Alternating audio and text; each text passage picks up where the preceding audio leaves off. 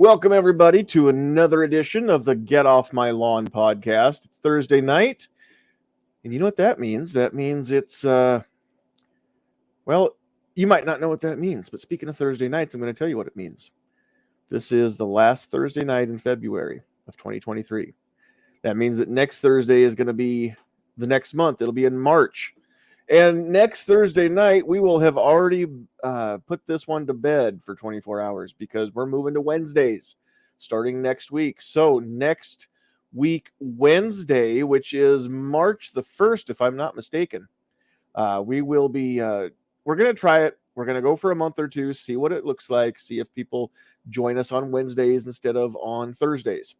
And if everybody drops off and we don't get anybody watching, then we'll go back to Thursdays. But we're going to give it an honest run. And like I said, run it for a couple months and see what happens and go from there. So I didn't want to forget to mention that, as I kind of have at the beginning of the shows these last couple weeks. So starting March 2023, we will be moving over to Wednesdays at 8 p.m. Central Time. Same time, just a night earlier. So set your schedules accordingly. You don't want to miss all the fun that we have here. You know what? I'm just going to put that on the ticker there at the bottom, so everybody that joins in later still gets to see. Also, we want to know that you're out there. So as you're joining us, make sure that you are lighting up that keyboard. Get those comments in, whether it's on YouTube or Facebook, either one. Let us know you're out there, because if you don't comment, we cannot see you out there watching. So say hi. If you're new, let us know where you are. We like to know where the podcast reaches people. And we're going to need some audience participation here in a little bit. So hopefully several of you will be out there joining us, watching, and we'll get the comments coming in here pretty soon. So I will explain as we get to going here what's happening. Also, if you haven't hit the like button, please go do so. If you haven't hit the share button, absolutely go hit the share button right now. Take the time, share this, send it off to your social media, put it in an email. I don't care if you write it out and put it in a letter, stamp it and send it to somebody. Just help me grow, please. The best way you could do that is to share and just say, hey, I like this show. Maybe you guys might like it too. So send it to, and if you hate the show, send it to your enemies. If you like it, send it to your friends. It's as simple as that. Also, if you do need to get a hold of us and it's no longer live, then you can always email us. You can comment down below no matter when you're watching this, and we can see the comments. But if you need to reach out directly, sandhillsmediaempire@gmail.com. Also, we want to be able to send these live on Rumble. Cannot do that yet. They do eventually make it. It does take a little bit of time before the videos from YouTube get over to Rumble. So make sure that you, if you have a Rumble account, go over and find Sandhills Media and subscribe. Rumble.com/user/Sandhills Media. If you don't have a Rumble account, go sign up for a Rumble account and then subscribe to Sandhills Media. We are, we've got a few, but we need at least 10 more. I think it's more than that before we can go live. I can't do live until I have at least 25 subs over there. So 2,000 subs on YouTube. You'd think I could get in 10,000 followers on Facebook. I can't get 25 on Rumble. Give me a break. Get over there and go do it. In fact, if you're on a computer, you can open multiple tabs and you can still listen to us while you go do that. You should do it right now. Go, go, go. Also, while you're out and about after the show, check out the rest of the great podcasts on the Self-Defense Radio Network. We're very proud to be included among those. SDRN.us. And as always, we are brought to you tonight by Sandhills Defense, Northeast Nebraska's premier firearms training institute. That makes it sound really like it's so much cooler than what it is. I've got a training company, and if you want to sign up to train, go to sandhillsdefense.com or hit us up, call or text 402-851-0726. Learn how you can be your own first responder. Last, but certainly not least, before I bring in our esteemed panel tonight, the views and opinions expressed on this podcast belong to the individual expressing them and do not reflect the views of any of our sponsors or the other panelists on the show. We're not offering any legal or medical advice. However, we're experienced at life. We're pretty good at it so far. Nothing's killed us yet. And if you want life advice, well, you've come to the right place, because we're going to give lots of that tonight. All right, let's take this off of the solo look and bring it over here. We have a large panel tonight of, not really, nope, just one. That's right. I'll tell you what, it's not about the quantity always. Sometimes it's about the quality. We might only have one panelist with us tonight, but that one is the king of the Travi. Everybody's favorite tactical teacher. He is single and ready to mingle. Ladies, he's a Sagittarius. He likes pina coladas and getting caught in the rain. And he loves those long romantic walks to the gun store or to the range. Absolutely. Yep. Yeah. And he's not afraid of commitment. He's been in a committed relationship with his puppy for many, many years now. He's not afraid to commit. He's just looking for that right lady that loves the smell of napalm in the morning.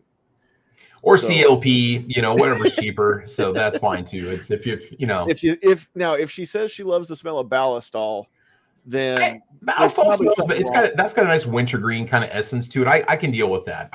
Now if she smells like Ballistol, what's that? Okay, you're right. If she loves the smell of Ballistol, you're probably okay, because she's not going to be afraid to get close to you. Yeah. If she smells like Ballistol, I don't know. It's cool. It's cool. If she wants to rebuild my engine on my car, I'm fine with that. There's how there's that ratio, right, with the hotness to the Ballistol smell ratio. Yep. I'm just saying. Look, man, all I can say is I wear Carhartt, but just not too much. Okay, that's all I can say. So that's same. Yeah. Just an acceptable level, acceptable amount of Carhartt. Right. Yep, exactly. So no, I think it's going to be fun to show. I've got a lot of just rabbit hole topics bouncing off the top of my head that we can go through and talk about this evening, and throw some stuff out there. And just, if we need to, we can fall back on our previous topic, which we discussed in our text earlier. So, the whole snack competition, the snack debate. So, well, and I think we're gonna have some fun with this. So if you're watching live out there, here's the deal. We've been kind of having I didn't have a topic, and it was crunch time. I got home from work tonight, ate supper, and still hadn't even built this. That's why you didn't get links or notifications real early. But Travis and Defense Dad and I were talking earlier today in a group text that we might just have a rabbit hole challenge and see who can send me down the deepest rabbit hole. But then Travis came up with the great idea of, let's talk about like beef jerky versus beef sticks. Yeah. And so here's what I want, audience, while we're live here. And if you can put these comments in after we're live, but it's not going to matter because the conversation will be over. But I want to field as many of these as you guys can throw out there. Keep them clean, PG-13. But it's just Travis and me, so we're going to it won't take long to get through a bunch of these. So if you've got something like an either or, beef jerky versus beef sticks, or Star Trek versus Star Wars, we'll choose. Given the choice, which one would we choose? Now, I'm going to put out some ground rules, and Travis, this is for you and me. The ground rules for the commenters. Keep it. Okay. All right. You stay classy, San Diego. Yeah, absolutely. And John, I need at least a 5-second head start because I can never win a debate against you. So I'm going to have to throw some out there. So. No, we're not debating. It's just, well, if I disagree with you, then it could come to fisticuffs. That's all I'm saying. That hits the rabbit hole. We may go down the rabbit hole for a while. We'll see. We are the rabbits. Yeah. I don't know if this is a nationwide thing. If Scooters coffee is everywhere, but you could say Scooters versus Starbucks or something like versus that. McDonald's $1 coffee. What is the benchmark? Don't even start with coffee. No. Here's the ground rules. Yeah. Okay. You can only put out 2 out there in the comments. So don't say, McDonald's versus Burger King versus In-N-Out or something like that. It's 2 at a time. But of the 2, you cannot go with a third option. So if somebody says Scooters versus Starbucks, Travis, you can't say McDonald's. Okay, I gotcha. Okay. But how are we? But in my case, I'm not going to either one. So if it's neither, if it's a legit neither, then that is an acceptable answer. like Michael Frost is already getting in the spirit. Well, and also I'll in mention Capital mine City. and why, or you can mention yours and That's why if cool. either one I of us just, duck out. I'm So, going to say this one because this won't take too long.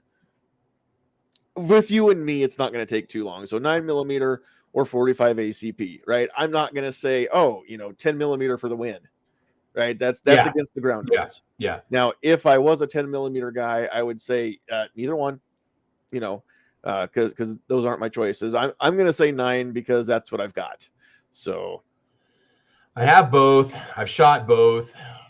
I would probably say 9 because of the variety of ammo that's out there. I think you got more selection. It has nothing to do with capacity because a lot of guys say, well, it's capacity. No, I mean, shot placement is king, right?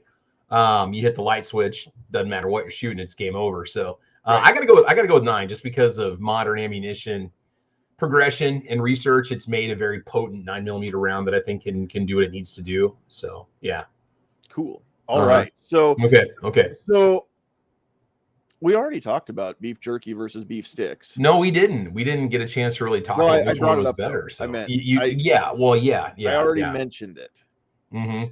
So beef jerky versus beef sticks. Where do you stand on that one? Kippered beef. That's what is it? Is it? But we got to be able to have a third option because it has to be. No. All right.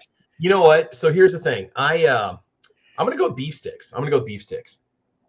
Because you get a variety of different flavor options. You get the pepperoni or the ones with the cheese in them or the teriyaki, and you get the seasoning with the beef jerky, but it doesn't feel like you're getting anything substantial when you beef jerky. I like something that's almost like a little sausage.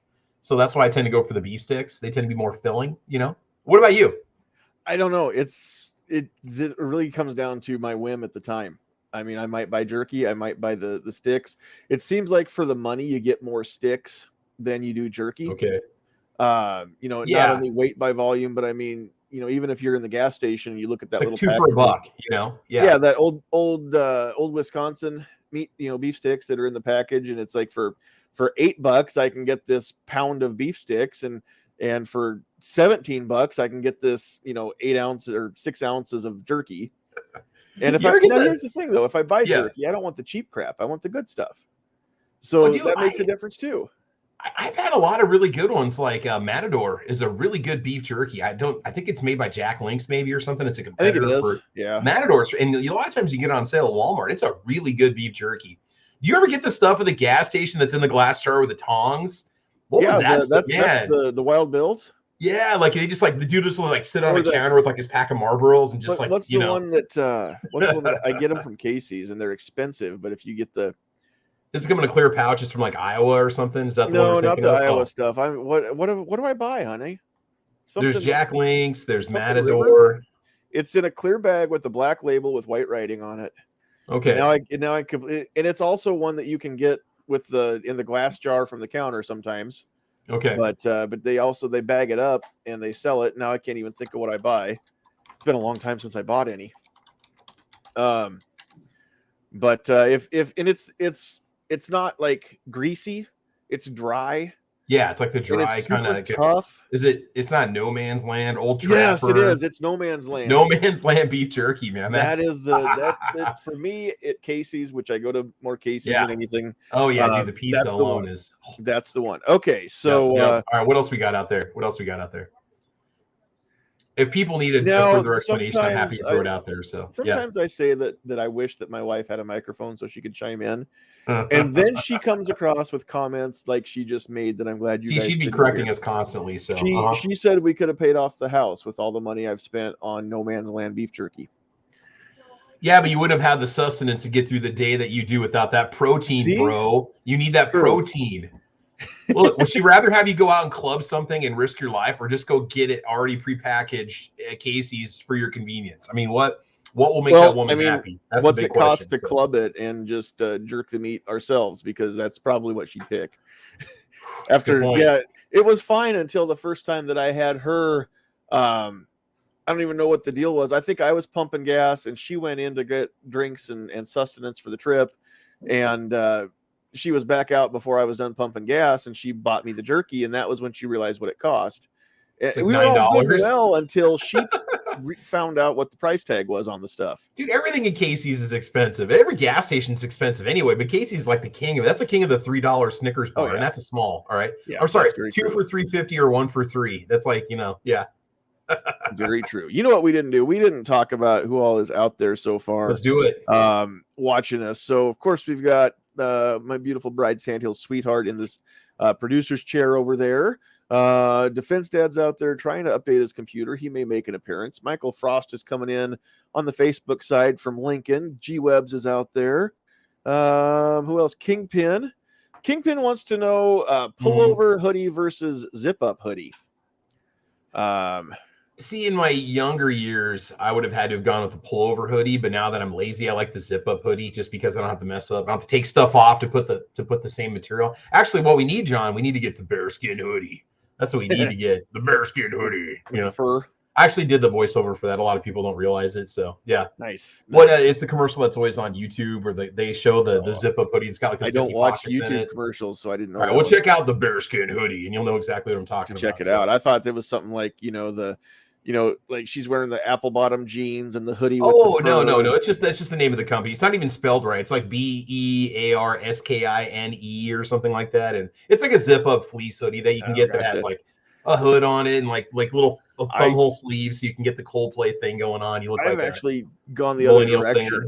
What's that? Yeah, I used to only want the zip up ones, and then somehow I got addicted to actual hoodies, the pullover with the kangaroo pouch. Oh yeah, and dude, I don't know. I just, for whatever reason, I like them. I will agree with Defense Dad's comment to it though. Zippers are easier to take off without flashing the moobs. However, all you gotta do is tuck the shirt in, or you just do the chubby dude grab. You grab the bottom and pull up. Yeah, with one arm. And you grab your shirt and pull up. Have you ever seen a lady take off a pullover hoodie like that? No, I don't watch her take off clothes in public. But if she did, down and pulls the sweatshirt up, that's. If you've got boobs or moobs, then that is the easiest way. Or if you just don't want to show off the gut, then that's what you do. So it's like anything else. It's like drawing from under the sweatshirt. If you, with a little practice, you can get it down to where you can do it pretty easy. So Jeremy Harris is out there on Facebook. I don't want to go through all these as I say hi to people, but I'm just going to go through. Jeremy Harris is on Facebook. Tacos and French Fries is out there. Ozzy Osbourne's barking at the moon. He's got some questions too. M. Gabriel, Irish Wristwatcher, Guns and Barbecue, Mr. Knives is out there. Okay, so I'm going to stop saying hi to people. Let's come back here to the next one. Jeremy Harris said, T-bone or ribeye? Dude, I love that picture. The wearing a tutu on his head is amazing. I'm going to go with T-bone. I don't like a fatty steak. I find that ribeyes have too much. Ribeyes have better flavor than T-bones overall, but there's too much fat in the ribeye. So I do the T-bone because I like the New York strip, and then I like the filet mignon side on the left. So I'm going with the T-bone. Plus, my dog likes the bone when I'm done with it. For the difference in the price, I'll go with the ribeye most of the time between those two. Okay. Just because the T-bone's so easy to screw up. And the ribeye, ribeye is fat though, John. I know, but that's what makes it more forgiving. True. So if the person that's running the grill doesn't know what he or she is doing as much, then the ribeye is a little more forgiving. So it's not, neither one of those are my first choice of cut, but of the two, the ribeye. Well, what is your first choice of cut? Since you and I have kind of a beef background, your family ranching, my dad backing plant industry. What is your cut of meat, man? What do you go for? My all-time so far favorite steak. Well, okay, so prime rib's kind of its own thing. Oh, yeah, right. Rib roast. It's not really in the conversation. It's kind of that's it right there. Dare I say a cut above? Oh yeah, absolutely. Thank you. Thanks, folks. I'm here all week. Rotisserie prime rib. Don't forget to tip your wait staff. No, sirloin for me. Okay. For my money, the absolute hands down best steak I've ever had in a restaurant, mind you. Let me qualify. Not a do-it-yourselfer at somebody's house, but in a restaurant. Best steak I've ever had. Texas T-bone. Their sirloin.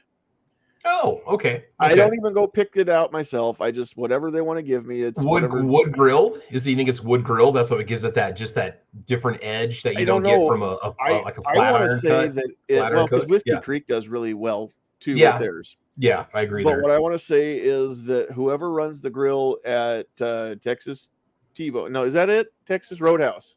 Texas Roadhouse. Yeah. Down in Grand Island, there's a Texas T-Bone, and I say the wrong thing sometimes. But at Texas Roadhouse, I'm pretty sure that whoever runs the grill actually has to go through training. Okay. Because it doesn't matter which one I go to, they're all amazing. And so, well, if they're using the same style of grill and they're all cooking to the same temperature for the same grade, yeah, I mean, it's then a you're chain, getting the right? same So they're getting experience. the same training, the same equipment, same beef supplier, hopefully, you know. One would, I don't know though. That can be regional. One caveat to that. Yeah. Any of the Texas Roadhouse that I go to around here, whether it's Lincoln, Omaha, Sioux City, Sioux Falls, those have all been amazeballs. Okay. The one, what was the town that we stayed in? They probably get their beef from Cargill. Denver. Did we stay in Brighton?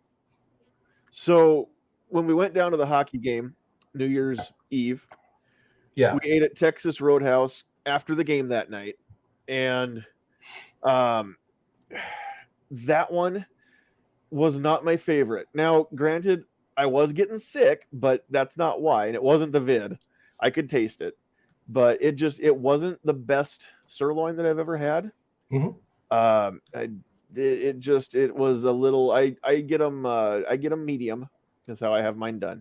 This one was a little closer to medium well, and if it was medium rare, I could work with that. If it's too bad, I'll have them, put it back on for a little bit or something. But you can't uncook it, right? So, and I like medium because if I don't finish my steak, then I can nuke it the next day, and it's not shoe leather. If you get it well done and you nuke it, there's nowhere to go, right?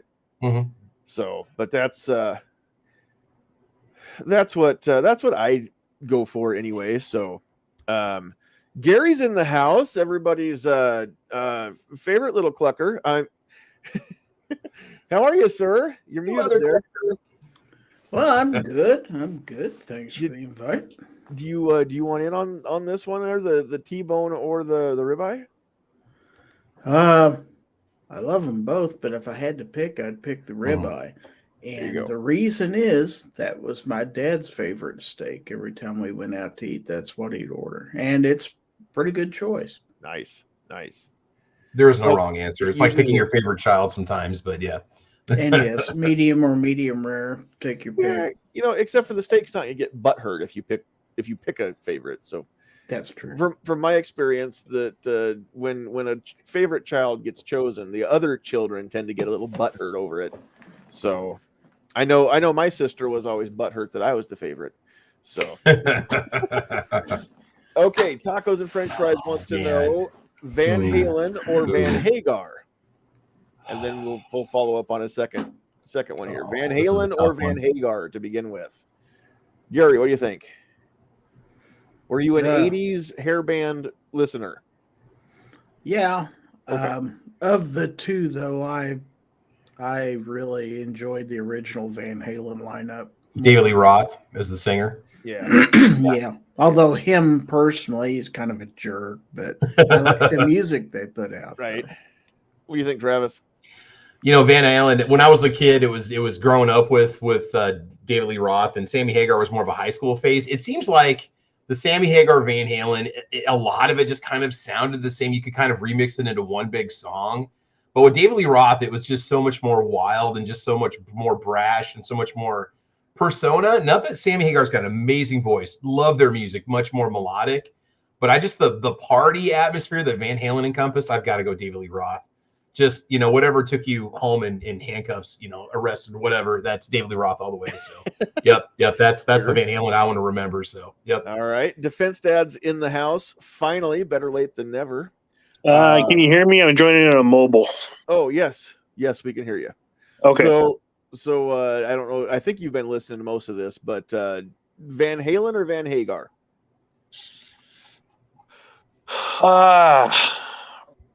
Van Hagar. I just enjoy listening to that era of music a little bit better. Okay. Alrighty. And I don't know. I'm with. I gotta say the David Lee Roth years. I think just David Lee Roth's voice. The best Van Halen music videos had David Lee in them.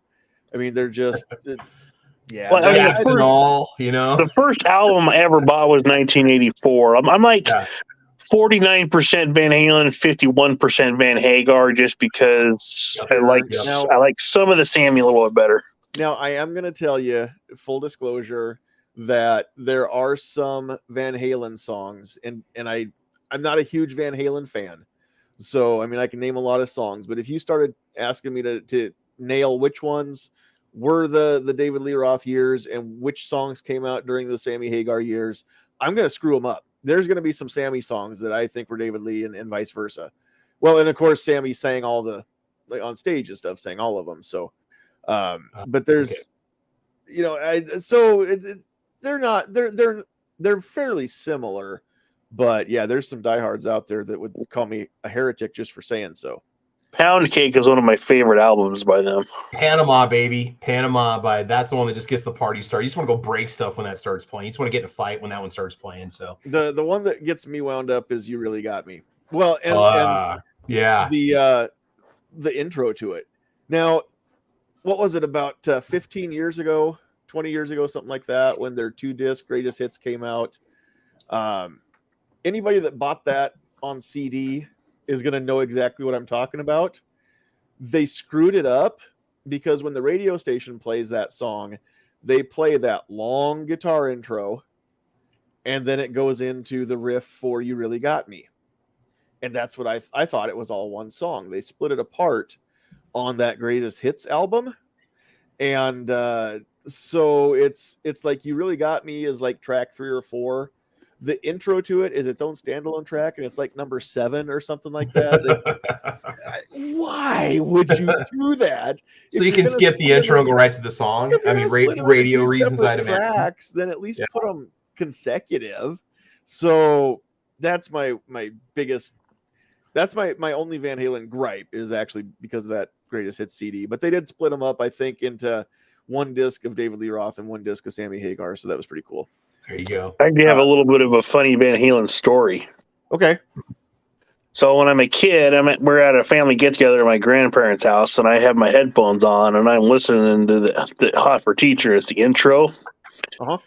And I had it at full blast, but I had it on the headphones, and my aunt's like looking around. She's like, "Who's farting?" Because she thought that. That's awesome. It was hilarious. That sounds like a Harley kind of rumbling when they're playing on the drums. Yeah, but like she could just hear a little bit coming out of my headphones, and so it sounded weird. So she thought someone was having kind of a wet, bubbly one going on. That's awesome. Trust me, if it was me, you'd be dead. Oh. Okay, so tacos and French fries. His second either or here. 12 gauge or 20 gauge. Travis, what do you think? I gotta go 12, man. I love me a 12 gauge. 20 gauge is nice, but 12 gets the job done. So I'm gonna go 12. There you go. Gary, what do you think? Well, I grew up with 12 gauge. I have at least 3 12 gauges. But over the last few years, I've started to migrate over to 20 because, well, I'm a little older, a little harder for me to take the recoil of the 12, and the 20 is a little easier. Plus, I'd never owned one up until about 2 years ago. So nice. So are you saying you're no spring chicken? You could say that. Now I do have some 410s, but I just wanted to know what what's the big deal about 20 gauge? So many people said they love 20 gauge. It's like I want in on this action. So yeah. I will. We'll go down a little bit of a rabbit hole there after we get around the horn. Defense Dad, 12 or 20? 12. I mean, there's just more selection and more ammo. Ammos are more readily available usually. And that's of the two. I mean, yeah, they both have their good points and bad points, but when COVID hit and the ammo crunch came down, yeah, you could get 12s longer than you could get 20s because they're both popular. So it's not like that the 20s just hung around on the shelf. They both went quick, but there were so many more 12 gauges. Shotgun ammo was some of the last stuff out there. That was like shotgun ammo, 357 to 44 mag, and at one point that's all you could get. And then some weird, Magnum cartridges, rifle cartridges. It's like before everything got wiped out. 10mm was near as popular before 2020. What's that? I mean, I think 10mm was coming up in popularity, but 2020 sold a lot of 10mm guns because that's what was on the shelf. Yes, yeah, that's true. That's true.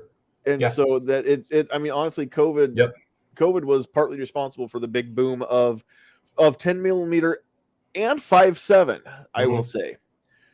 Because again, that was something that the stores that had it, they had it after they had everything else. But so yeah, I would lean probably of the two, but towards the 12 gauge.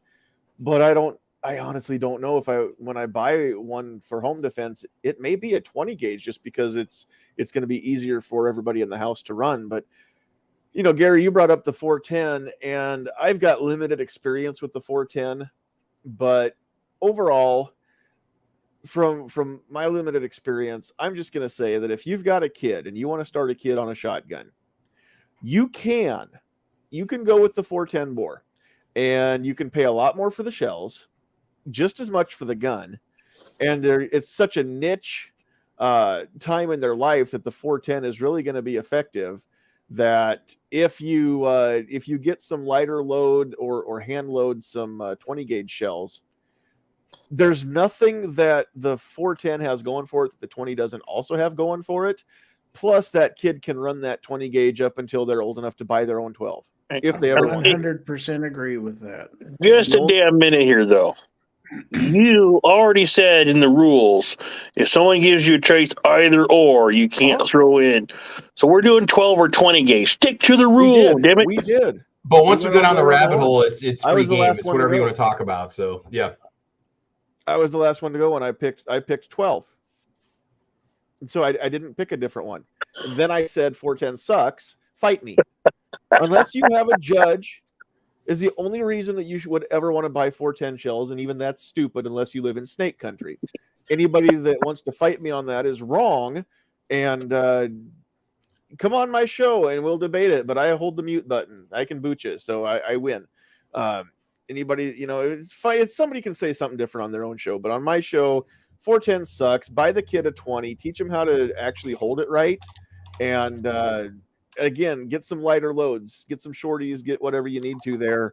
But I don't know if they make 20 gauge shorties. They should, but you know, start them off on some hand loads or something with you know, reduced recoil, and teach them how to actually shoot a cartridge, you know, a shot shell that's going to be worth having down the road. That 410 is great for turkeys if you can get within 10 yards of them. That 20 gauge is great for turkeys at typical 12 gauge distances. Think about this. They should do a Gatling gun that shoots 20 gauge slugs. Ooh. I'm listening. Like, that sounds like a hell of a good time to me. If you can find enough of them. No, I mean, you can get Gatling guns that are already, you know, bored out for a 45-70 with 45 caliber barrels. So it wouldn't take too much to smooth those up and make it, you know, at least you could do the 410 bore out of those. Now that would be maybe another reason, but I don't know, for what you pay for a box of 410 shells versus a box of 20 gauge shells, it's not worth it. It's just not. Okay, so Michael Frost has one last one he wants to get out there. Propane or charcoal? So, Defense Dad, we'll start with you. I'm going to be unpopular. I'm going to say propane. And the only reason, well, this is the big reason for me.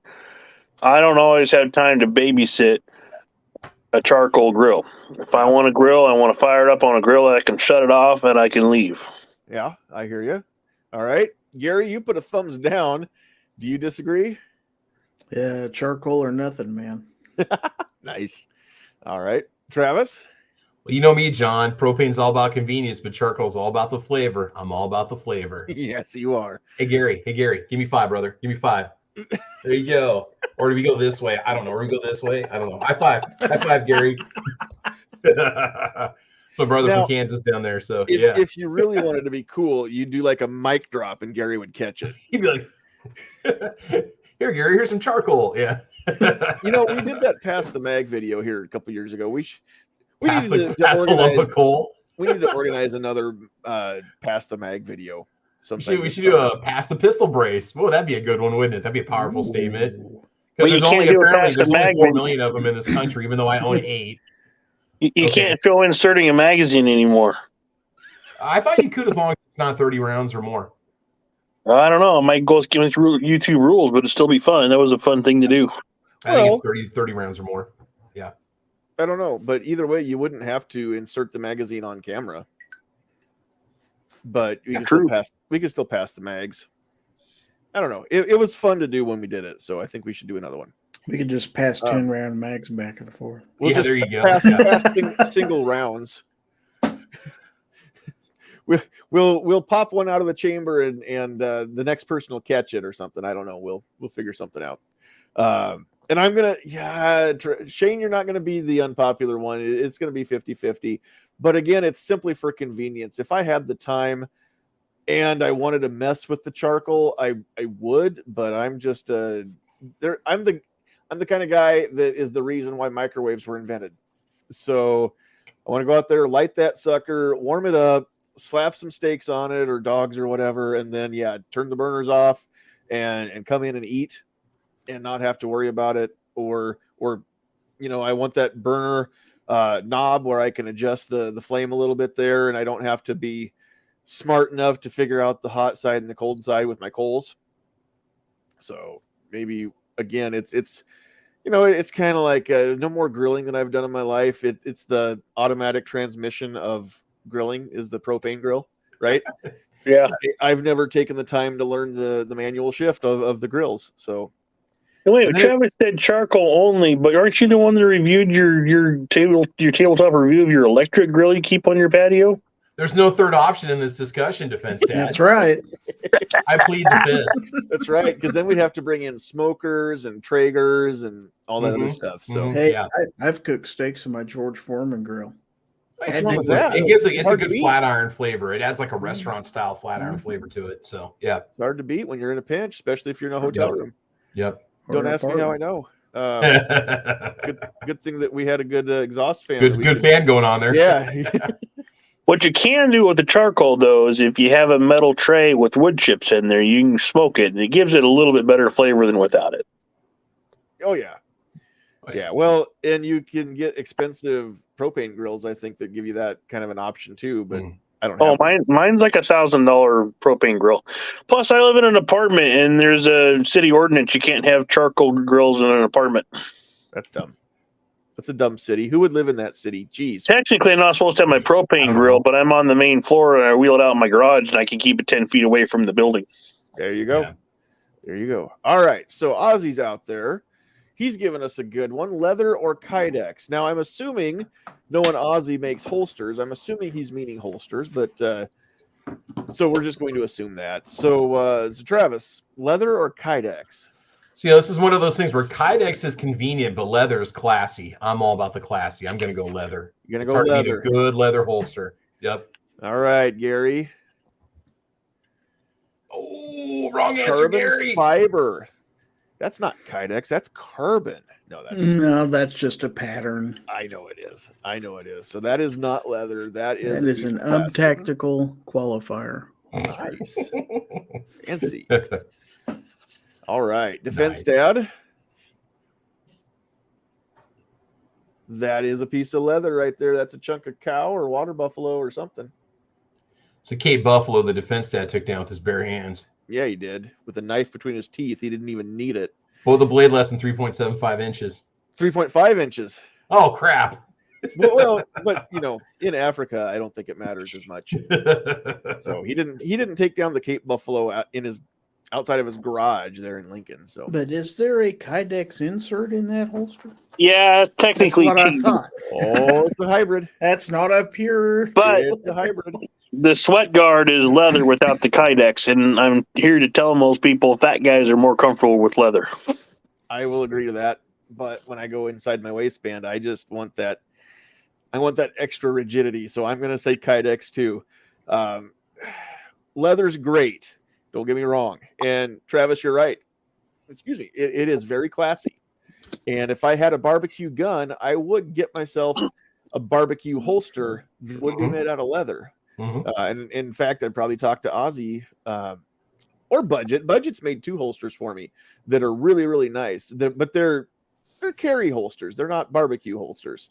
They're for my tracker, both of them. Speaking of which, to hit him up. Last time I talked to him was he was in Vegas out there at SHOT, and I haven't talked to him since. But I might need to look into another leather holster for my 642 for my J frame. So we'll have to. We'll have to 642. Cool. Yeah. So I'm gonna go Kydex, but that having chosen of those two, I want to make it known that if you are fortunate enough, blessed enough that you've got an Ozzy Osbourne original, that is a damn fine leather holster. Oh yeah. Just saying. Yeah. Very nice leather holster. Although I had somebody send me a custom made Kydex holster, a pair of them. TDM Tactical out of Seward, Nebraska. Oh yeah. Travis was on our show one time, and yeah, he sent me some Kydex holsters that he made. And I tell you what, of all the Kydex holsters that I've ever purchased, the ones that he sent me are just as good or better quality than anything I've gotten from any of those big nationwide holster makers. So you need to hit him up. He's only on Facebook that I know of. He doesn't have a standalone website, but TDM Tactical, and it's Travis Mayo out of Seward, Nebraska. Not me. He is one of the Travi, but it's not me. I do have family in Seward, but yes. yeah. He's like other Travis. He's Travi to the fifth power.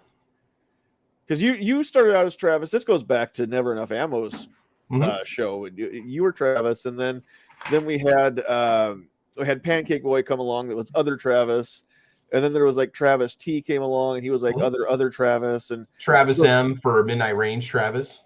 Yeah, Midnight Range. Yep. So yeah, he was, or I just call him Pancake Boy, but he was other Travis. So then yeah, Travis T came along. At least three of us. There's been other Travis and other Travis, and so yeah, TDM Tactical Travis is like other Travis. So I don't know. Sometimes he watches these, but go check him out. He's not paying me to do that, but he did send me some holsters that I had not asked him for. So go check him out. All right. Irish Wristwatcher does want to mention, speaking of the jerky, we're still back at the beginning. I'm still fielding comments from the jerky talk. Old Trapper is amazing. Defense Dad had commented about the bugles.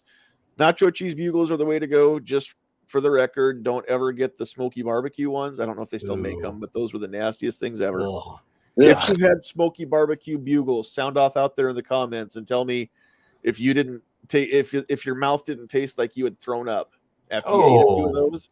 Like that was the aftertaste. We know that one. We know that one. That was the aftertaste. Was like all of a sudden I'm eating these and it's like, did I puke? Because I don't remember puking, but it tastes like I puked. Ooh. But the regular or the nacho cheese bugles, those rock. Okay, so let's see. Let me scroll through some of these and all right. So our beautiful producer wants to chime in. Early bird or night owl? Defense Dad. Night owl. I am not a morning person. Not a morning person. Gary, how about you? Same here. I'm a major night owl. Now I was about to say, as our well, you said token Kansan. I was going to say token elderly retired person. Yeah, so I don't have to be up in the on this morning, panel which makes of it grumpy even worse. old men. Gary is the grumpiest, the oldest, and possibly the grumpiest. So as our resident old guy, I thought maybe you'd be, I'm up at 4:00 every day and I'm in bed by, but you're up here. I know you're a night guy because you stay up late on your show. Mm-hmm. But I was going to give you a little crap there for being old and retired. Congratulations, by the way. I don't know if I've told you that on air, but congratulations. Good for you for lasting long enough to get out of the tunnel. Yeah, it's nice. Travis, I think I know what you're going to say. Early bird or night owl? Yeah, you guys are lucky I'm not sleeping right now because I would be if the show wasn't going on. So I'm straight up early bird. I'm functioning in not one, but two languages, 8:15 every morning, 5 days a week. Check it out. I can't even function in my native If anybody language. out there ever wants a wake-up call, just let me know and I'll make it happen, okay? I got you covered. So that's something. The only good thing about that is when Travis and I shared a room down in Tulsa, that we didn't have to wait for each other, like for the bathroom, for the shower or anything, because I mean, by the time I woke up, Travis was up and had done the the poo shower and shave, and you probably had breakfast done before I Twice. even. Oh yeah, He'd gone back for the second wave poo by the time I got up. Second cup of coffee, John. What are you talking That's about? what I meant. That's what I meant. Okay, so going through these here, Mr. Knives, what is this music? Apparently, turtles don't listen to 80s hair bands. I guess I don't know. Oh man, that's terrible. That's terrible. Let's see. Got a lot of people that are commenting. 10X Shooters is in the house. Wood says leather means you are classy. Mm-hmm. Now we got shots fired. Tillamook is better than Old Trapper. Ooh, you know what? We're out of. I think we're out of them. If I've missed yours, put it back in the comments again because I didn't see it. But I'm seeing a lot of answers and just a lot of discussions. But I think we're out of the questions. So, Travis, you said you had a couple other maybe rabbit holes that we could go to. Yeah, I guess these aren't going to be either or discussions, No, but okay.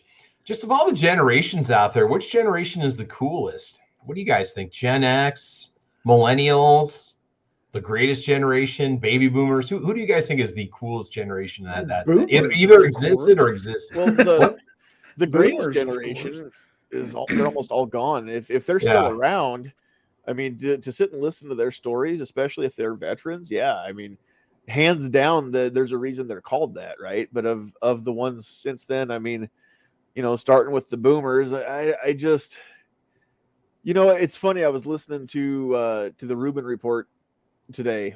Was it this morning's, yesterday's, today's? I think it was today's.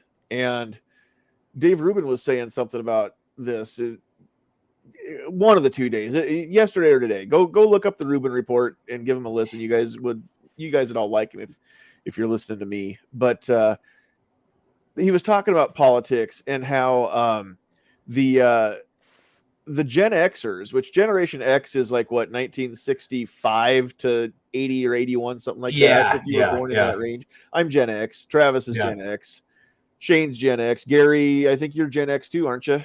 I'm a boomer. You're considered a boomer. Okay. Yes, sir. So at this point in history, Generation X should be running this country.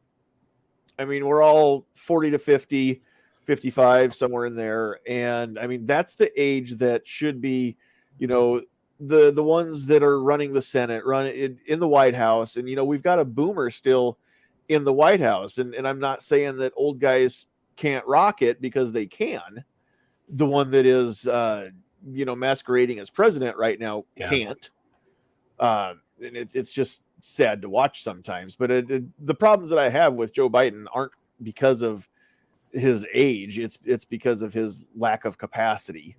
But which I don't think is necessarily has to do with his age either.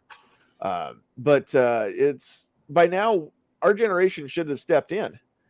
And it's not happening. And I don't know if that's because there aren't enough Gen X. We're too busy working, keeping this country afloat. I'm sorry. We're when you think about it, it's a huge chunk of the working class for people our age right now, Yeah, well, and that's true. But, I think my fear is we were raised to do the right thing. I was thinking about it as Dave was talking, and he didn't say this, but, I'm afraid we're going to get skipped over, because the up and comers are, the millennials, or the generation Z or whatever's next. I mean, real quick, this is why Gen Xers are exactly what you're saying. This is why we're so cool. Okay, we grew up, we had this analog to digital phase with every facet of our life growing up as kids. We knew how to do things manually. We had the patience to do it, the resources and knowledge to make it work, like going to the library to go do a research paper. But we also were pushed through that digital transition with computers. So we're kind of like dual functioning, where we can handle the manual stuff. We're not afraid to do it. We don't freak out when the phone doesn't work. We know how to handle life's emergencies, but we also have that knowledge where we can, help our grandparents set up their computer or run a business from a laptop. Let me sum it up. We are the only generation, and we will be the only generation who can program a VCR, because our parents couldn't do it. We had to do it for them. Our parents and My our grandparents still grandparents. can't do it. Yep. And the Gen X people's kids don't know what a VCR is. So the Gen Xers are the only generation that can program a VCR because we're the only generation that ever had to. So I think we're the last of the generations that grew up and has the knowledge how to fix things. Like, not 100%, but like my son, he can fix stuff. But I think we have that skill set we learned from the boomers, but we still have the mentality that we're not Gen Z. Well, we got taught by people. The boomers grew up. Okay, let's this has to go back a couple generations now. The boomers got raised by people that lived through the Depression.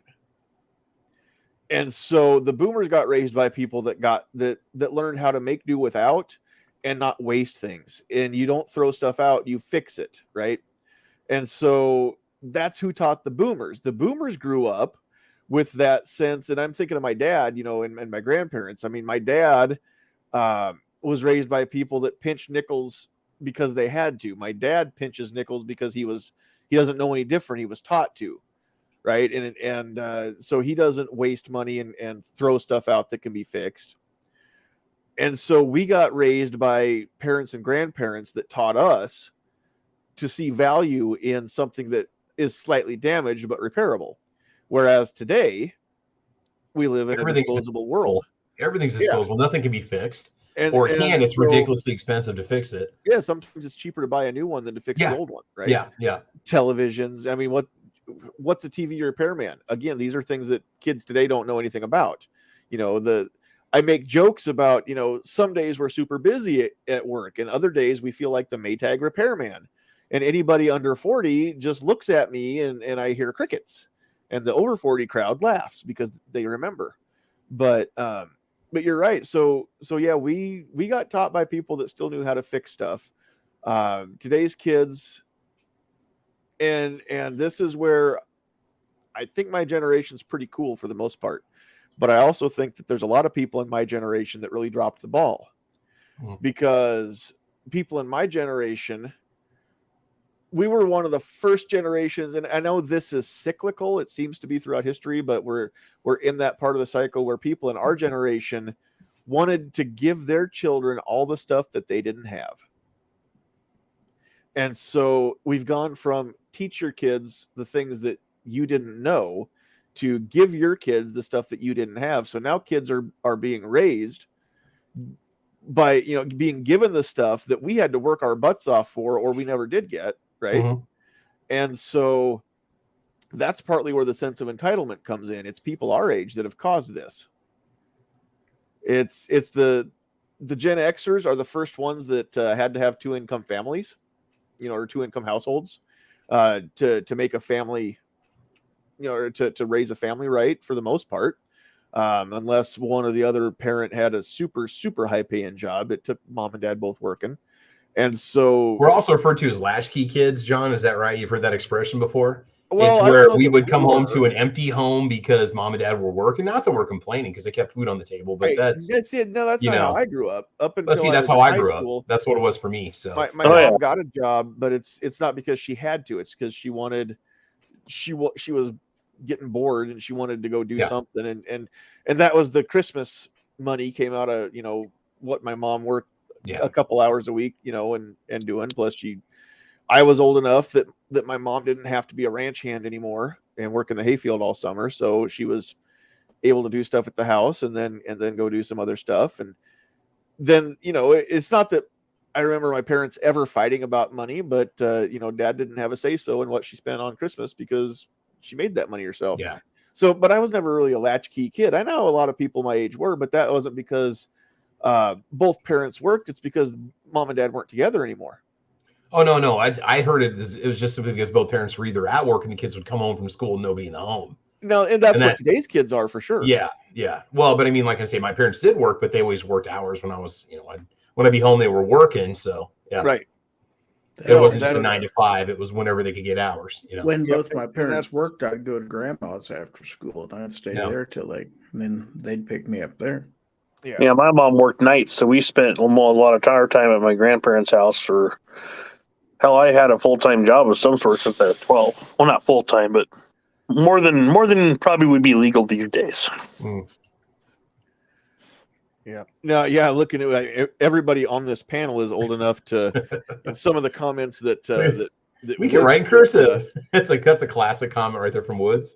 Which one? Oh yeah, we can write in cursive. Although they do teach that in schools now. TV that is three to 5 channels. Yeah, growing up it was 3 until I was a junior in high school. Get up and change the channel, son. You actually had to get up and turn the knob. Yep. Oh yeah. Remove the antennas. Yeah, we had a TV with a remote the whole time I was a kid because I was the remote. You're lucky. Oh, I see. Okay, I was the remote. I was like, man, I was the remote. Yeah. No, if we had changed channel, somebody else had to go outside and move the antenna too. Oh my god! Because we didn't have cable when I was young. Well, my kid now had electricity in Kansas, Gary. But we had to pick. When the guy came to put the aerial antenna up, he asked us, "Do you want the CBS station out of Lincoln 1011, or do you want CBS out of Sioux Falls with Kelloland? Because those are your choices. Which one do you want me to point the antenna to?" So we had to pick. Oh man! You remember when it was a treat for Saturday night? You go rent a top-loader VHS player. Rent a VCR. And rent a VCR. Tapes. Yes. Yeah. That's a big deal. My parents bought into the Betamax when I was in like grade school. So there was one store that had superior video quality, but one store had videotapes we could rent from, and that was in all of Columbus, Nebraska. One place had Betamax tapes. Wow. When they closed, all we could watch is what we had recorded, I've never seen a Betamax player. It's like a 2/3 VHS tape is what it looked like. Yeah. Yeah. Never seen one in person, only on TV. Yeah, I don't know why they bought it. I mean, I didn't care. I didn't know at the time because I thought, oh, the thing's cool. It had a better picture than VHS, but it was technically it was superior. It just wasn't marketed as well. Yeah. Well, Krabby says we're a bunch of old fogies. Yes, we are. Yes, we are. If you guys need some life advice, you just come to us because we know a thing or two. Hey, Krabby, you can call us when you need a wheel change on your car. We'll take care of that for you, okay? You don't have to. We get her done. Yeah, Krabby brought up Laserdisc. I was going to go there too. Yeah. How many of you guys? My buddy still got 5 working Laserdisc players. We had one in my high school in biology class. Here's the question. Yeah. Some of you will remember this, and some of you are going to go, what the heck are you talking about? How many of you bought a Laserdisc player just so you could buy the Who Framed Roger Rabbit disc? You guys remember that scandal? Go Google that one sometime. That was they made a big deal out of that. And the only way that you could confirm that scandal was if you had Laserdisc, because VHS, there was no way to pause it to where the picture was clear. It held still, right? Because there was an undressed Jessica Rabbit scene or something, or what was it? Yeah, there was something about where there's some scene where whoever drew Jessica Rabbit in that movie drew her sans underdrawers, I guess. It's not like there was anything detailed or graphic, but it's just like, is she wearing underwear? Is she not? I don't know. If you didn't have Laserdisc, there was no way to freeze frame it and find out for sure. I mean, it's like a YouTube video that needs to be made. I don't know. I've never eBay. I've never watched that movie and freeze framed it, so I can't tell you. See, in my day, we had National Geographic. That's what that stuff was for. Yeah, there you go. I'm convinced that National Geographic is the reason why Hugh Hefner started his magazine in the first place, because Hefner thought there ought to be at least one magazine out there where the boobs didn't now point at the ground. Oh, geez. Oh, my gosh. National Geographic. Hypotheses. Yeah. Yeah, they didn't censor their pictures, but there was nobody in them pictures worth looking at anyway, so. Not really. Knives, get the pliers for the TV when the knob broke. You're right. Joe says we're making him feel old. That's only because you are Joe. Old, dude.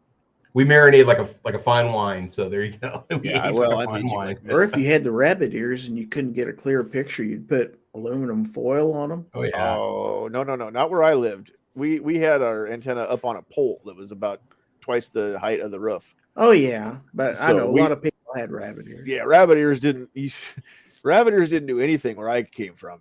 Well, we were 60 miles from the nearest TV. I think that, well, okay, now not rabbit ears, but I did fashion a little extra oomph for my stereo in my room antenna to to get the winter South Dakota radio station to come in a little bit clearer for old Magic 93 to come through. So, Ooh. Put that extra speaker wire up on the South Central South Dakota or pretty much just Kippahaw County, Nebraska. You guys know Magic 93 out there. I grew up listening to AM radio. Yeah. Good times.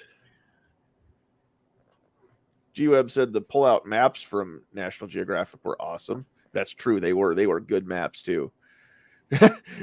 Gary, did you used to watch TV on the radio? Yeah. And the old-time radio shows that would be on at nighttime. Actually, stare at the radio all night, listening to Dick Tracy. No, but no, my parents, when they'd get ready in the morning, Mom would turn on. We had an old tube radio that sat in the kitchen. And I can remember she'd turn that knob on and then she'd go in the bathroom, and 2 or 3 minutes later, those tubes would warm up and the radio would come on. That's the way those things worked. And yeah, there were some pretty good morning programs that came on the local station up in Topeka, and we'd listen to that stuff like Arthur Godfrey and stuff like that. That's cool. Yeah. No, I can remember, and I don't know, it may still be this way. I haven't turned on the AM dial in a long time, but when I was a kid, at night, we could still pull KOMA out of Oklahoma City. Oh, yeah. And WLS out of Chicago back in the day, too. Never got that one, but yeah, we could pull KOMA, which I think is still going, isn't it? I think so. If anybody out there knows KOMA radio out of Oklahoma City, let me know. Let me know. What was it out in Denver? before. Was it KOA or something like that out in Denver? You could pull late at night, too. Because, after 10, 11, 12 at night, you could pull in some way distant radio stations. Because those stations, they could only put out so many watts during the daytime, but at night, like, it was fair game, I think. The skies were fair game, so they could crank that transmitter up to full power.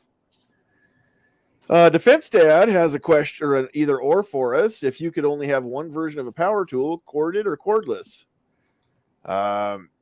Travis, what do you think? God, I would say, again, like kind of looking at G's comment there, the way the batteries are now, I would go cordless just because of convenience, not having to lug 150-foot extension cable with me. I'm going cordless all the way. What do you think, Gary? For the most part, unless you're going to be down like in your basement working all day to where you don't have time to piddle with changing batteries and stuff, or you need higher power. But for the most part, yeah. Now, the first cordless tools are pretty useless, but anymore, they're pretty good.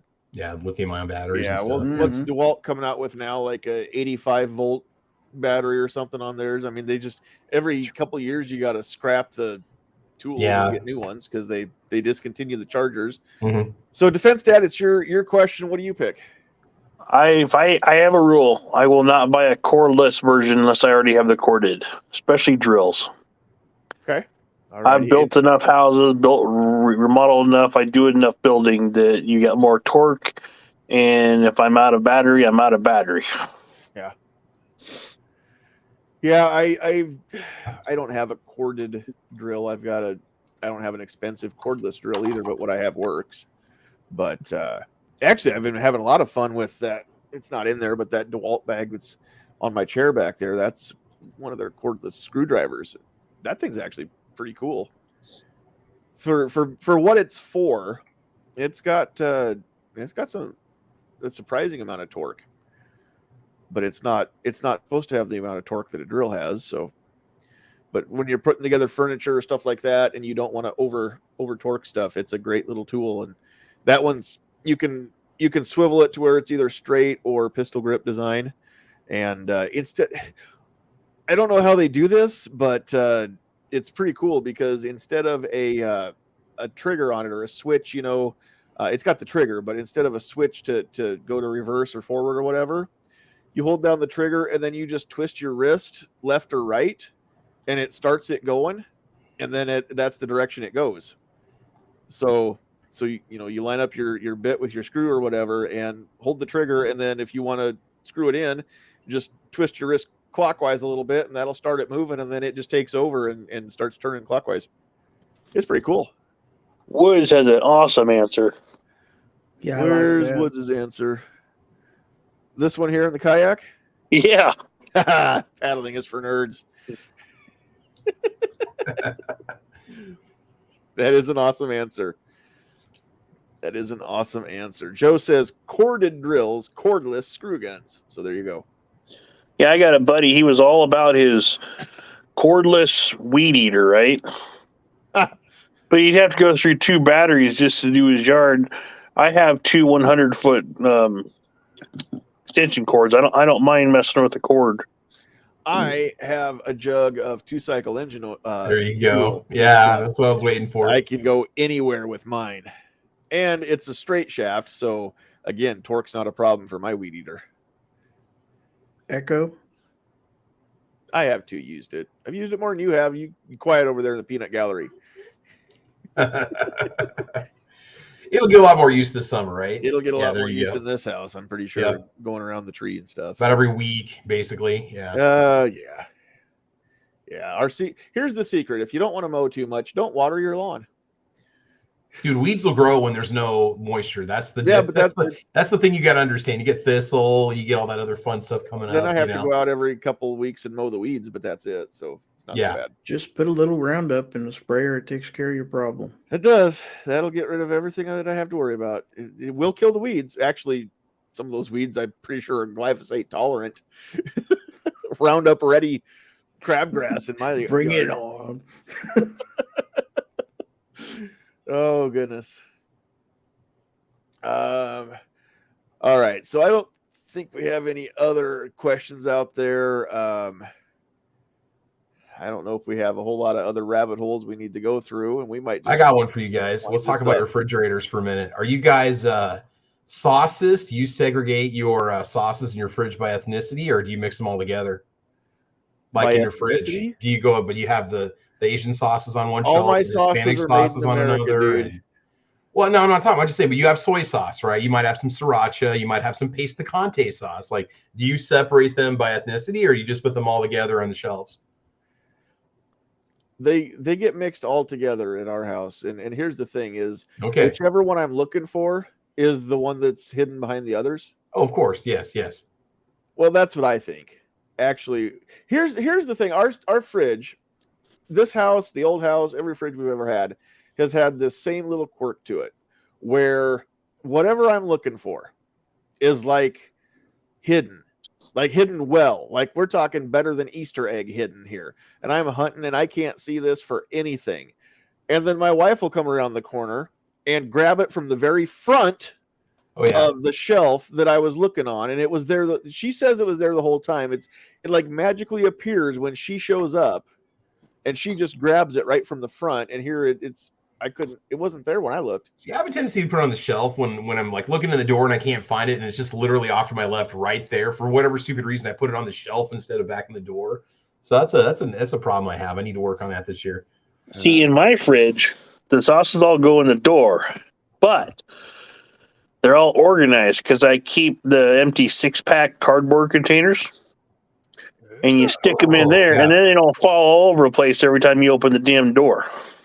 We don't have any sauces that really fall over the place in our fridge, unless I keep them in the door every time. So I'm always having the Worcester sauce fall over, the soy sauce fall over. So I kept 2 of those cardboard 6-pack containers, and I stick them in there. Not a bad idea. The only one that's even top heavy in our fridge is the French's honey mustard, because I put it in upside down. Oh yeah. That way, if it's going to have that watery crap on it, that's always that's always at the top of the bottle, right? Well, if you store it upside down, then the watery stuff doesn't get your bread all soggy when you go to make a sandwich. Well, you're supposed to shake it up before you squirt it out. I do, but sometimes it won't shake right because that moisture gets down in the nozzle if you had it right side up. So this way it's pure mustard in the nozzle the whole time, and then the other stuff gets shaken up at the top side. So what do you do with ketchup? You just put up with oil that's separated? You gotta shake it. Yeah, but it's Heinz, so you got to shake it anyway. You got to loosen it up a little bit so it'll pour.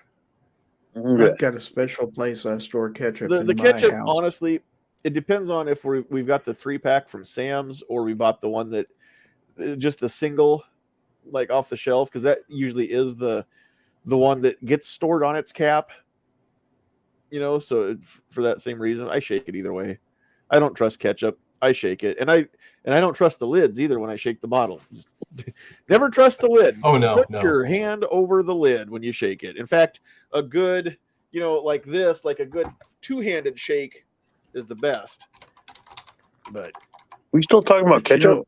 Oh the yeah, best place- absolutely. Yeah. The best place to keep ketchup, at least this works for me, is in a trash can. That's where. No, that's where you keep mustard. Oh, come on, Gary. yes. Yellow No Tater ketchup tots, in my French house. fries, Yellow You will mustard not is the find devil. hot ketchup dog. in my Oh, house. you poor No. child, Gary. No. Okay, so if we ever get invited to Gary's for Better some bring I'm your gonna own give you a bottle of ketchup at Thunder in the Prairie this year, Gary. I'm gonna buy you a 3-pack from Costco. Might It be is barbecue sriracha sauce, ketchup. but there ain't no ketchup. Okay, well, barbecue. That'd be the other one right there. Barbecue sauce or ketchup. Because when you get old, like you just put barbecue sauce on everything. You don't care. Chicken nuggets, fries, burgers. Okay, but if we're gonna do barbecue sauce, what's your go-to brand? Sweet Baby Ray. Yeah, Sweet Baby Ray's original.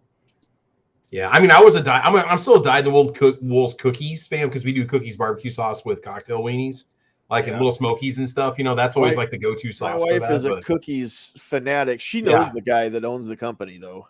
Oh, that meatballs because it doesn't like scorch or thicken up in a crock pot. That's what's so magical about cookies. When we go, if we go over to where she used to live in Iowa, we drive right past the cookies plant. Oh, that's cool, man. And she what's the guy's name? Speed. Yeah, she knows Speed that owns the company that invented the stuff. They've only got like 2 or 3 varieties, and that's it. It's not like they make a lot of different ones. Not that I've seen around here. They only make like a regular like Hickory Smoke. And My all-time favorite. If and I don't know how big of a chain Whiskey Creek is, if it's regional or nationwide, but if Whiskey Creek is in your area, their Legend sauce is probably the best one I've ever had. Whiskey Creek is regional. I can tell you the history of it if you want. Don't know that I care enough to hear the story, but you can. No, I'm kidding. So it is regional. So if you're not in this region, you don't know what I'm talking about. But if I keep hinting that maybe somebody could get me a bottle of that sometime, like Christmas time or my birthday, or just because it's a day that ends in Y. And we have yet to get a bottle, but we haven't gone there as much as what we used to either. So let's see what Joe says. He's outnumbered. Nothing is where he puts it in the fridge, but he's not complaining because he's got 2 great cooks in the house. So I don't know, Joe. I mean, I don't want to dog on their cooking, but looking at you, if they were that good a cook, you'd look more like me. So I don't know. See, the only part of my fridge that is organized is the sauces, back to what I was talking about earlier. The rest of the fridge, it looks like the 12-year-old just threw stuff everywhere. And I'm blaming it on my kid, but it's the 40-year-old fat guy who does the cooking. There you go. Hey, we did have a question out there from G23. That could be a make or break for us here. So where was it's just below Joe Jags, just below the Yepel. It's these 223 or 762 by 39. Oh, well, I'm going to start that one off just because happy 223 day, everybody. Yep. So I think versatility wise, I think it's 223. Just because you can load that up or down, whereas 762 by 39 is pretty much,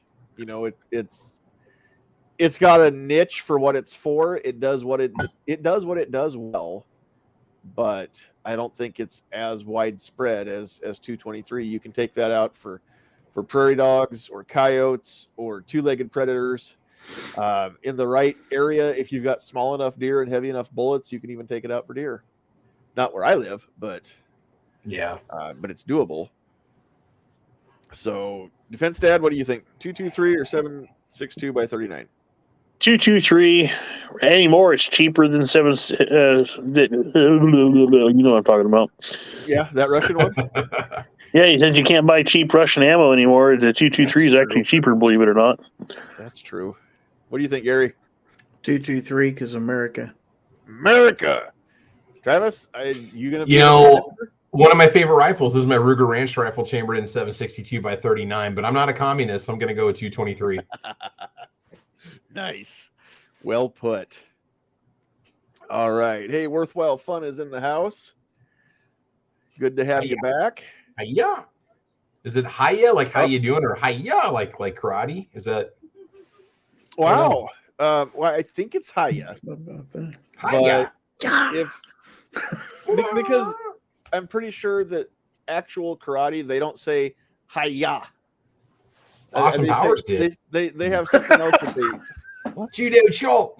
Yeah, that's judo. Sorry, my bad. I got judo. my. That's not karate. You know, I haven't mastered all the hand-to-hand combats out there. I'm only like a third level black belt, like one or two of them. So I do see that Dale Birchfield's got a question. We'll get to that one real quick. But speaking of generational things, that just made me think of high karate, and you have to be of a certain age to know what that is too. Preferred stock, baby. In high school, I was a gravity man. That was we were Cool Water because of Snoop Dogg. So I had a Cool friend. Water was David. I had a friend that I had some guys that had expensive taste in my class. One of them had Michael Jordan cologne, which I was always afraid of because I was never sure, is it Michael Jordan before the game or does it smell more like Michael Jordan after the game? Because you take a chance before you buy that stuff. But and one of my friends had Drakkar, and that was kind of like, wow, that's if I had the money, I'd get the Drakkar. I was poor. I wasn't poor. I was broke. Dale Birchfield wants to know fat side up or down for brisket. I think that means when you're cooking it. Because when I eat it, it's kind of all mixed together. But I don't cook brisket, so I have to abdicate. Defense Dad, what do you think? Fat side up or down? Up, because then the fat renders and keeps the meat moister. Yep. Okay, Gary's nodding his head. Yep. And Travis had to step away for a second. No, I'm here. I just got a massive calf cramp right now. So brisket, I'll take it any way I can get it. So yeah, we're good. Nice. Yeah, we're good. Yep. Yeah, for me, on my plate, fat up, fat down, I don't care. Just let me eat it. Maybe a little bit of that Whiskey Creek Legend sauce and for the win. So all right, I think we are. Joe says Louisiana hot sauce on everything. Is that like Frank's Red Hot? Like Tabasco versus Frank's Red Hot versus Louisiana hot sauce has like a little red dot on the bottle.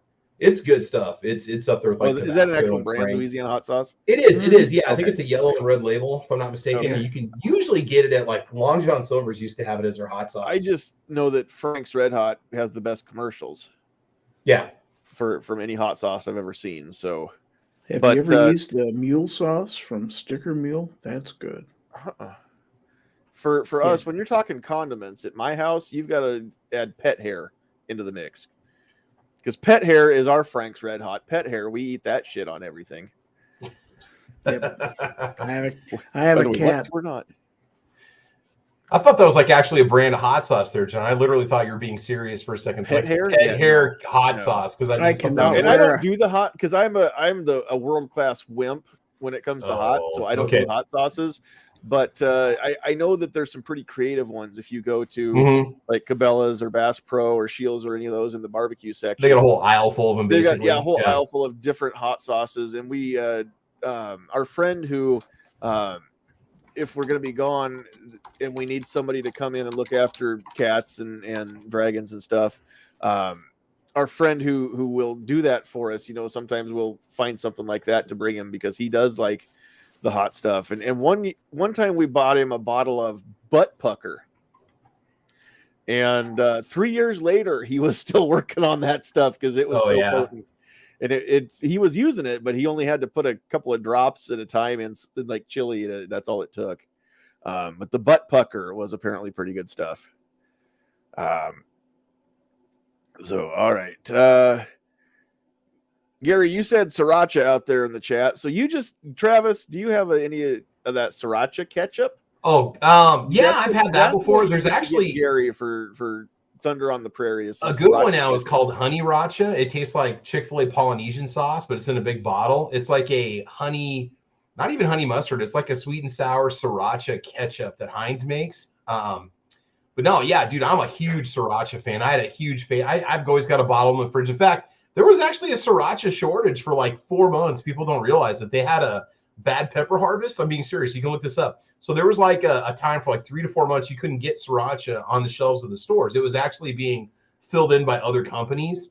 And see, sriracha also makes it for a few other brands. So their store brands also disappeared too. So if you're a sriracha fan, like you couldn't get it. Like I was jonesing for it, dude. Yeah. Years from now, we're going to be sitting around talking about natural disasters and things. You know, the blizzard of 49 was nothing. I lived through the sriracha shortage of 2022. Fall of 2022. Another really good one is at Trader Joe's. It's called Green Dragon Sauce, and it's like a sweet cilantro jalapeno. Like you put on like chicken enchiladas with white cheese.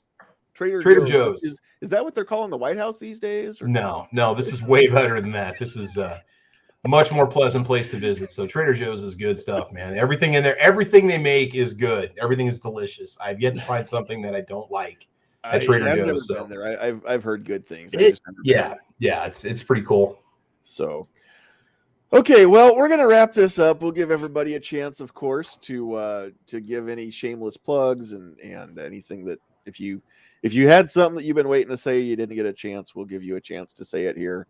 But again, if you've been watching this, then you've seen scrolling on the screen starting next week, we're going to move to Wednesdays. We'll do that for the month of March and see if we keep it or if we scrap it. We might have to experiment and go more than 1 month. We'll see.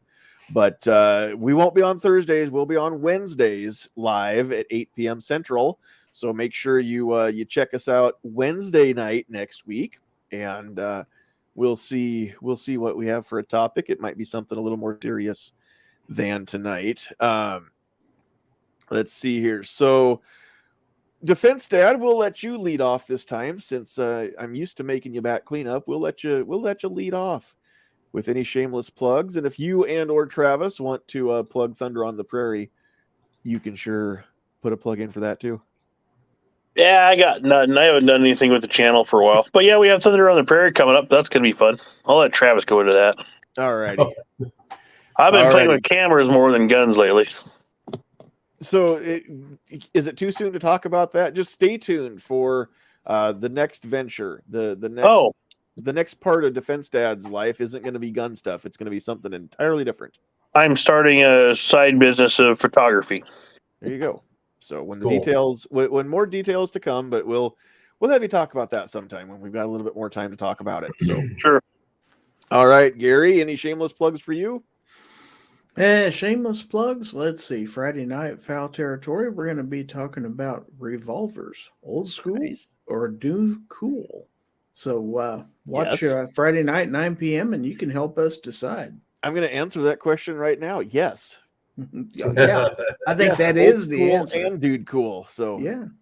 So thanks for the invite, of course. So that goes out on YouTube. Anywhere else that it goes out live? Facebook and Twitch. Cool. And then you can catch replay also on Rumble and Utreon. Nice. And not Odyssey. No, not Odyssey. All righty. Speaking of Rumble, please go over to rumble.com/user/Sandhills Media and subscribe so that we can go live over there too. Travis, we'll let you back clean up tonight. Yeah, man. I'll tell you what, there's a lot to mention here. So I got my podcast Saturday mornings at 8 a.m. Check it out on the YouTube side. And also Thunder on the Prairie is a big get-together, a gathering of YouTube gun tubers, I guess you could say, people that are into the Second Amendment. We all get together for a 2-day range day event, the June 3rd and June 4th, G23 is down there. He did mention the dates on that. So if you go to nebraskashooters.com, the sign up for it should be showing up soon. And I think it's $25 a day if I'm not mistaken. So $50 for both days, but Defense Dad and I don't benefit from it monetarily at all. We'll actually be there as like range safety officers for it. But a good time for people to get together, do a lot of shooting, film on a range, which some people don't ever get to do, have their own little area to make their own videos.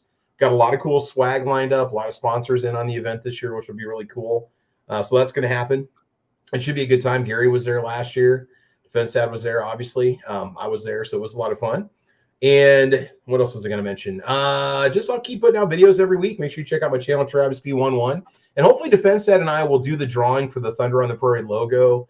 Hopefully DefenseNet, I got to talk to you about the days and time off again, what you got coming up this week or this weekend. We want to get it done by the end of February. And I also need to do my Patreon drawing for the month of February.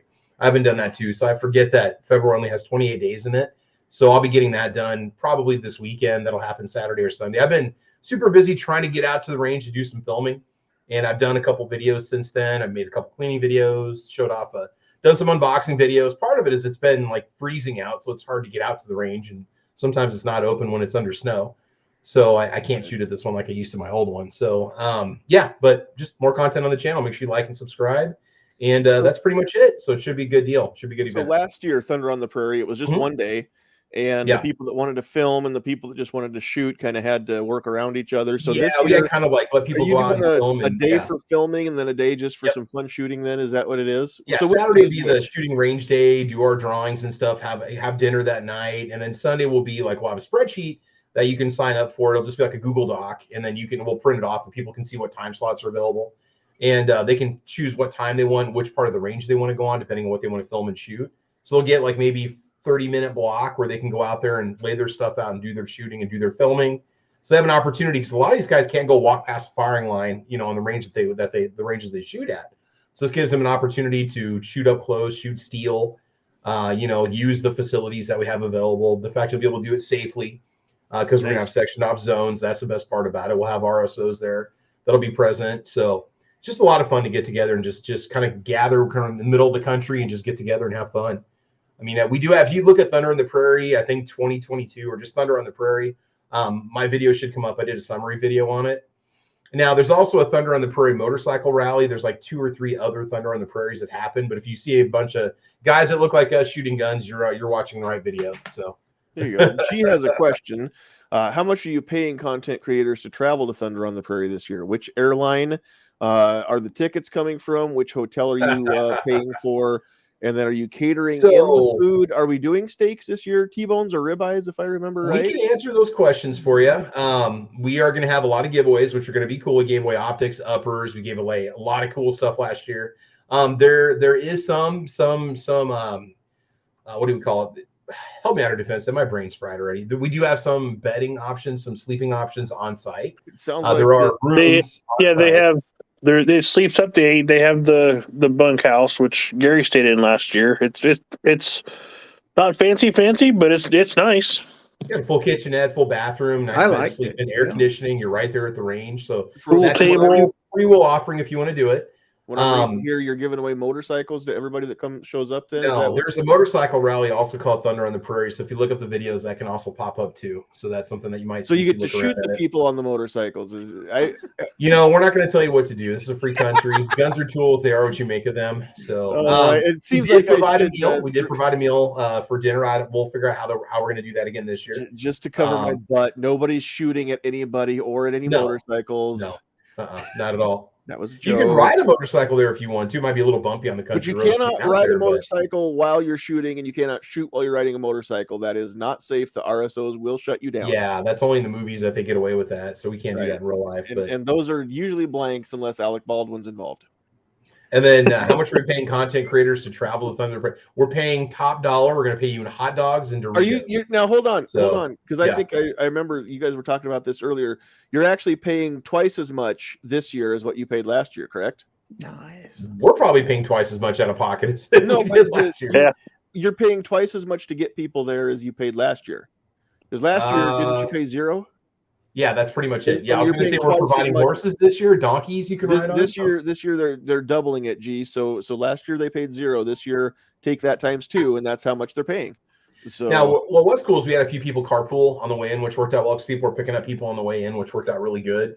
We did have a lot of ammo that was provided for free. I had a case of 5.56 you could shoot off of when we were there. We had 900 rounds of frangible 9mm you could play around with, which was cool. We also had other people just sharing whatever they had with each other, to shoot. So it was cool.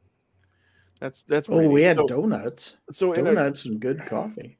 Actually, at G-Webs, we had bottomless coffee going from Blackout Coffee Company. We had the hot dogs, Doritos, salads, bottled water. I mean, we were all those. So yeah.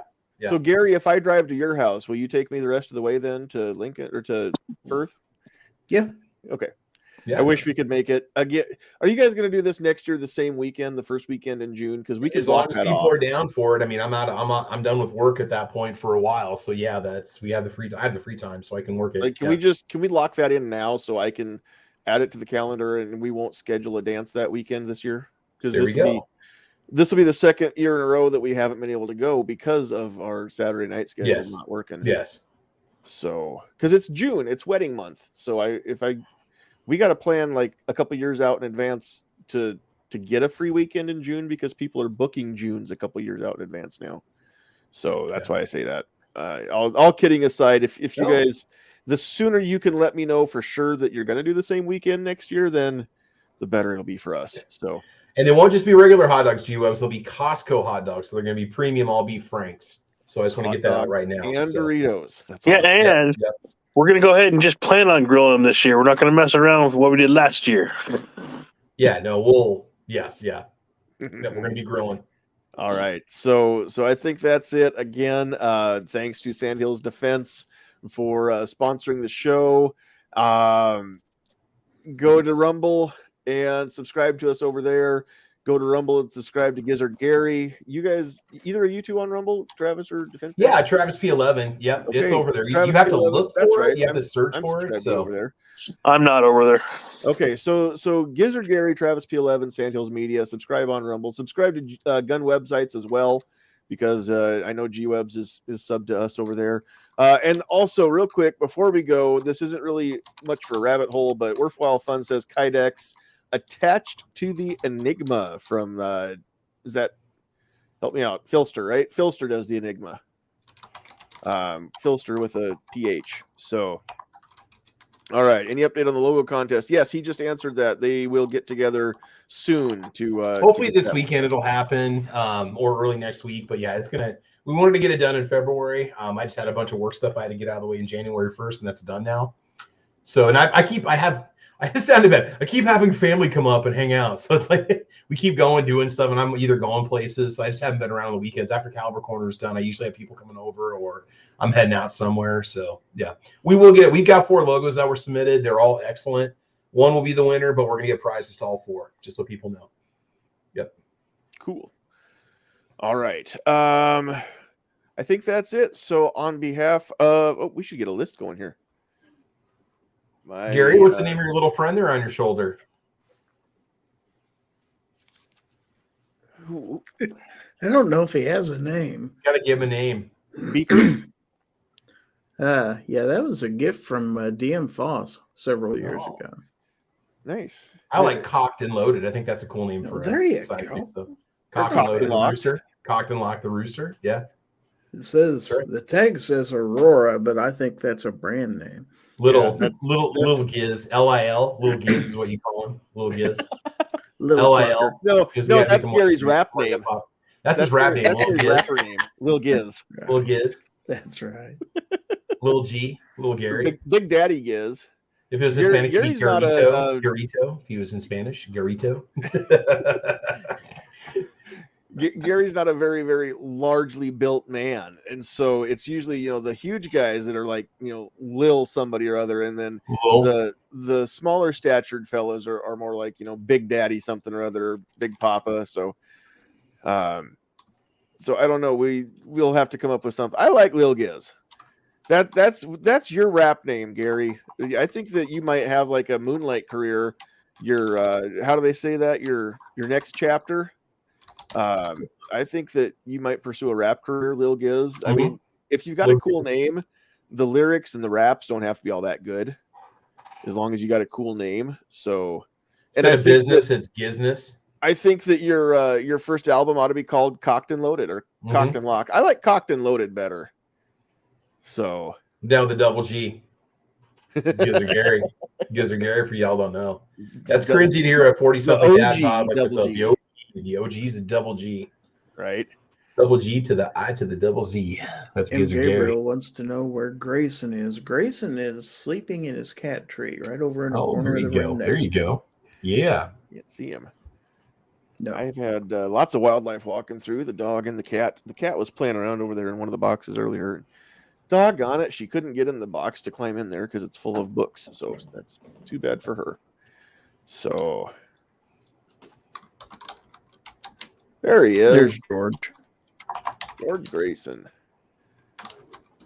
Cool. All right. So on the list here, if you weren't making comments, we did not see you on the list. So let me roll this back up on the Facebook side. I know we had Michael Frost and we had Jeremy Harris, and that might be all I saw on the Facebook side. So if you're on the Facebook side and you weren't commenting, I'm not going to read your name. That's your own fault. But on the YouTube side, we had several of you. Defense Dad, Gun Websites, Kingpin, Tacos and French Fries, Ozzy Osbourne, M. Gabriel, Irish Wristwatcher, Guns and Barbecue, Mr. Knives, G23, Gizzard Gary, Woods, 10X Shooters, Vanessa Kitty, Krabby Turtle, Joe Jag, Dale Birchfield, Worthwhile Fun, and Chris from the 740. And again, if we missed you, it's your own fault for not talking enough or not being noticeable. So with that, we're going to call it a night. Don't forget, tune in Wednesday, starting in March, Wednesdays at 8 p.m. Central Time, which is, of course, the only time zone that matters. And I've got 3 panelists that I think would back me up on that one. Anybody who says otherwise lives in a different one and is therefore their argument is invalid. So that's all that matters. I think that's it. We'll see you next week. God bless you. We love you. Please help us grow. Share. Get this out to everybody. Go sub. If you're on YouTube, go sub on Facebook. If you're on Facebook, go sub on YouTube. Either way, go sub on Rumble. We need to get that going live. And again, with 2,000 and 10,000 followers on those other 2 platforms, you'd think that I'd be over 25 by now on Rumble. Get your butts over there. Rumble's like YouTube, except for without the censorship or the shadow banning. So go check it out. In the meantime, you don't have to go home, but you can't hang around here anymore. Get off my lawn.